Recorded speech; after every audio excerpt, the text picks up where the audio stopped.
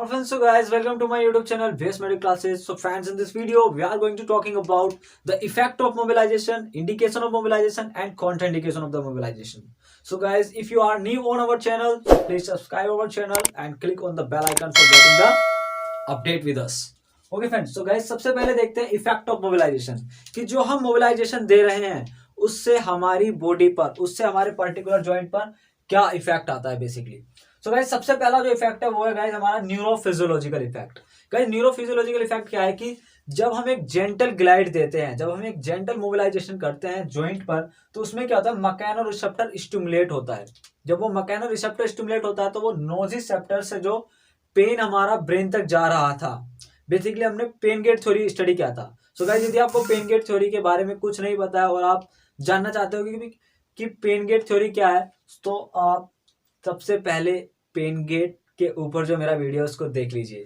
So guys मैं आपको बता देता हूँ बेसिकली क्या होता है कि जो नोजिसेप्टर्स होते हैं हमारे पेन को ब्रेन तक पहुंचाते हैं। एक तरीके से ये समझ लीजिए कि नोजिसेप्टर पेन को कैरी करने वाला एक तरीके का रिसेप्टर है। सो मैकेनो रिसेप्टर जब स्टिमुलेट होता है तो नोजिसेप्टर से जो पेन जा रहा है ब्रेन की तरफ वो ब्लॉक हो जाता है। कैसे ब्लॉक हो रहा है? जब हम मोबिलाइजेशन दे रहे हैं, जब हम एक पर्टिकुलर ग्लाइड दे रहे हैं जॉइंट को, तो उसके अंदर जो मैकेनो रिसेप्टर्स होते हैं वो स्टिमुलेट हो जाते हैं और पेन हमारा कम होने लगता है।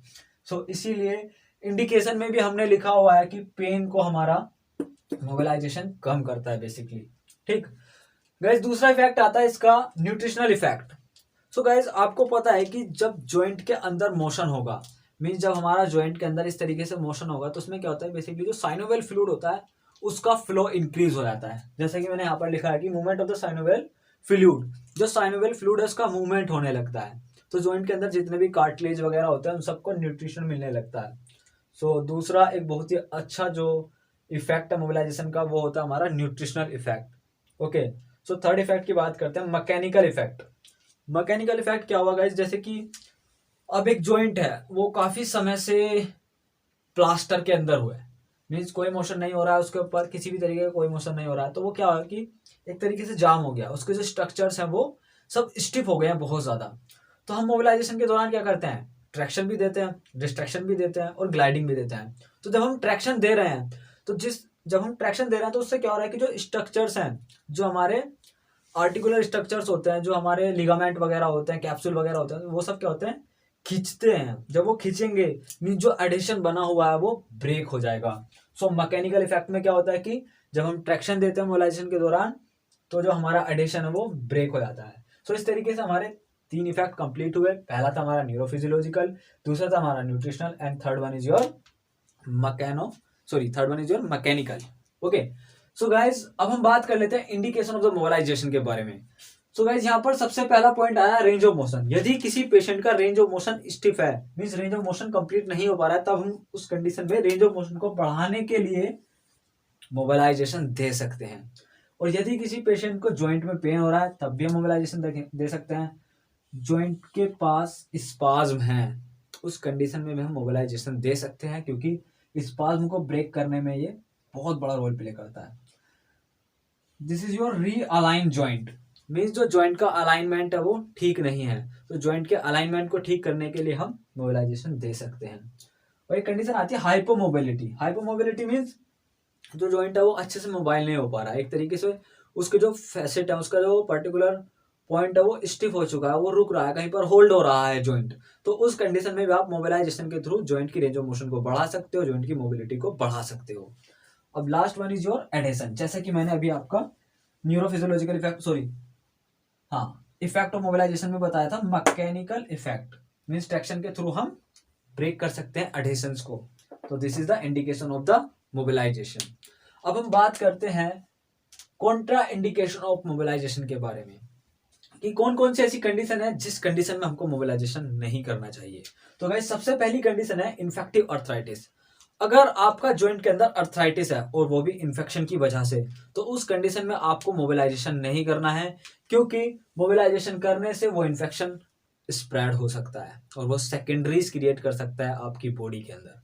सो इस कंडीशन में याद रखना कभी भी मोबिलाइजेशन नहीं करना है, वरना आप पेशेंट को ठीक करने की बजाय उसको खराब कर दोगे।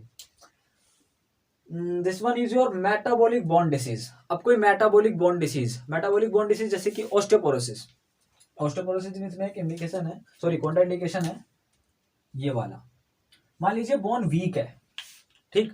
अब जब बोन वीक है, आप उसके ऊपर मोबिलाइजेशन करोगे, तो मोबिलाइजेशन में क्या करोगे, आप ट्रैक्शन भी दोगे और फिर ग्लाइडिंग भी दोगे।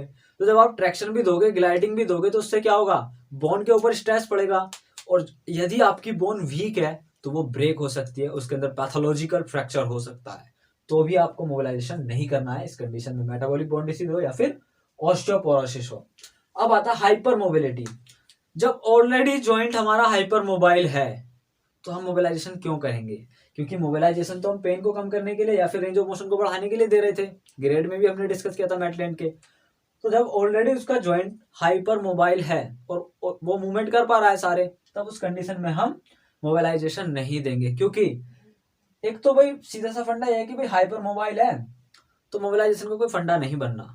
तीसरा ये मान लो कि अगर उसको पेन भी हो रहा है और हम यदि उसको मोबिलाइजेशन दे रहे हैं तो उस कंडीशन में उसके जॉइंट के डिसलोकेट होने के चांसेस हैं, ठीक।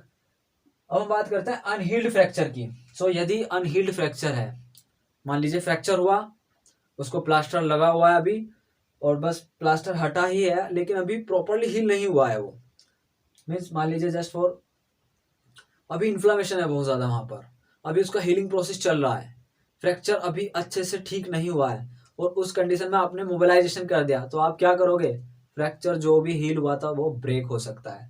तो उस कंडीशन में भी आपको मोबिलाइजेशन नहीं देना है अनहील्ड फ्रैक्चर वाली कंडीशन में। ओके, अब हम बात करते हैं लिगामेंट रप्चर। ऑस्टियोपोरोसिस में बता चुका हूँ, ठीक, ये मत सोचना मैंने छोड़ दिया।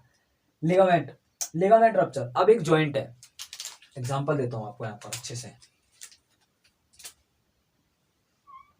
Suppose guys this is the knee joint. Suppose क्या ये है ही नी जॉइंट, मैंने बनाया इस तरीके से, ऊपर वाला फीमर है, नीचे वाला टिबिया है, ठीक है, देख लेना ध्यान से। यहाँ पर ये इसके लिगामेंट है, कौन कौन से लिगामेंट हैं कमेंट में लिख करके बताना यदि आपको आंसर पता था तो। यदि आप इसकी मीडियल साइड वाले हो तो मीडियल कोलेटरल लिगामेंट है, लेटरल कोलेटरल लिगामेंट है। ओके फ्रेंड्स, एनाटमी स्ट्रॉन्ग होना बहुत ज़्यादा ज़रूरी है एक फिजियो के लिए। तो यदि आपकी एनाटमी स्ट्रॉन्ग नहीं है तो एनाटमी को स्ट्रॉन्ग कीजिए।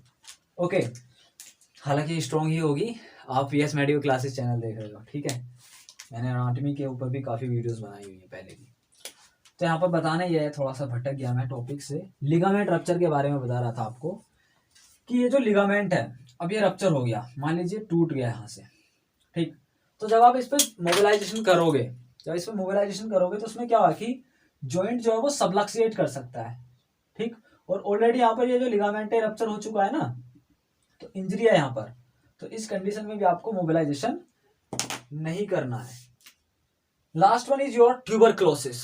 ट्यूबरक्लोसिस एक ऐसी बोन डिसीज है जो स्प्रेड हो सकती है, तो यदि आप उसके ऊपर मोबिलाइजेशन करोगे, क्योंकि बेसिकली ट्यूबरक्लोसिस यदि आपने पढ़ा हो तो ट्यूबरक्लोसिस का हीलिंग प्रोसेस क्या है, फाइब्रोसिस, फ्यूजन। तो ट्यूबरक्लोसिस तब हील होता है जब उसमें फ्यूजन होता है, तब बोन में फ्यूजन होने लगता है, जब बोन में अंदर फाइब्रोसिस होने लगता है तब जाकर के ट्यूबरक्लोसिस हील होगा। Means ending of the healing process of the tuberculosis is fusion. लेकिन मोबिलाइजेशन से तो हम फ्यूजन को ब्रेक करते हैं ना, अगर हमने इसको ब्रेक कर दिया तो ट्यूबरक्लोसिस स्प्रेड हो सकता है और सेकेंडरीज क्रिएट कर सकता है हमारी बॉडी के अंदर। Okay friends, so guys I hope आपको समझ में आया होगा कि इफेक्ट ऑफ मोबिलाइजेशन क्या है, इंडिकेशन ऑफ मोबिलाइजेशन क्या है and contraindication of the mobilisation क्या है। ओके फ्रेंड्स, सो गाइज मैं आपको एक सजेशन देना चाहूंगा कि कॉन्ट्रा इंडिकेशन पर ध्यान दीजिए, इन कंडीशन में मोबिलाइजेशन मत करना कभी भी, वरना ये आपकी रैपो के लिए और आपके प्रोफेशन के लिए हार्मफुल हो सकता है। ओके फ्रेंड्स, सो गाइज आपने वीडियो अगर यहाँ तक देखा है इसका मतलब आप मोबिलाइजेशन को अच्छे से समझना चाह रहे हो।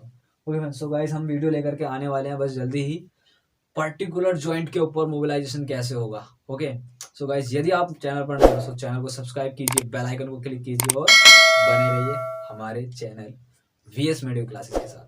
Thank you so much, thanks a lot for watching this video, thank you.